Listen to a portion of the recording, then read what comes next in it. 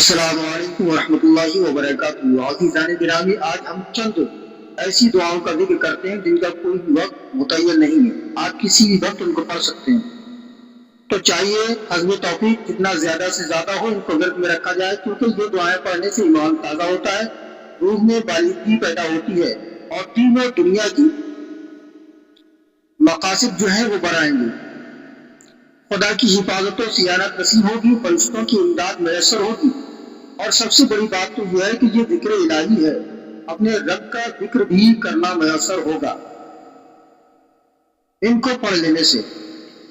میرے عزیزو، ہمیں چاہیے کہ ہم زیادہ سے زیادہ دعاؤں کو ورد میں رکھیں، انہیں سیکھیں، سمجھیں اور انہیں پڑھا کریں۔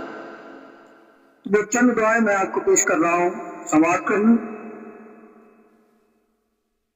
اول یہ کہ اللہم آتینی فی جسدی وآتینی فی بصری واجعلہم وارثا منی، لا الہ الا اللہ الحلیم الکریم، سبحان اللہ رب العرش العظیم والحمد للہ رب العالمین۔ اب اس کے علاوہ ایک اور بتا رہا ہوں، وہ بھی سماعت کر لیں۔ اللہم الہمنی رشدی واعذنی من شر نفسی۔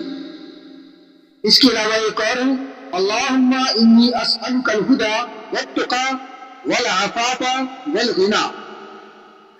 اس کے علاوہ ایک اور ہے، سن لیجیے گا، اللہم انی اعوذ بک من شر سمعی ومن شر بصری ومن شر لسانی ومن شر قلبی ومن شر منی۔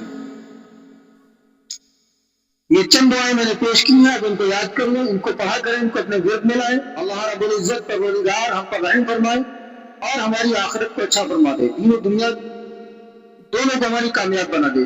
تو میرے عزیزوں، ویڈیو اچھا لگا ہے تو لائک کمنٹ کریں، شیئر کریں اور بنے رہے ہمارے ساتھ۔ جلد حاضر ہوں گے اچھی سی تعلیمات اور معلومات کے ساتھ، تب تک کے لیے اجازت چاہتے ہیں۔ شکریہ۔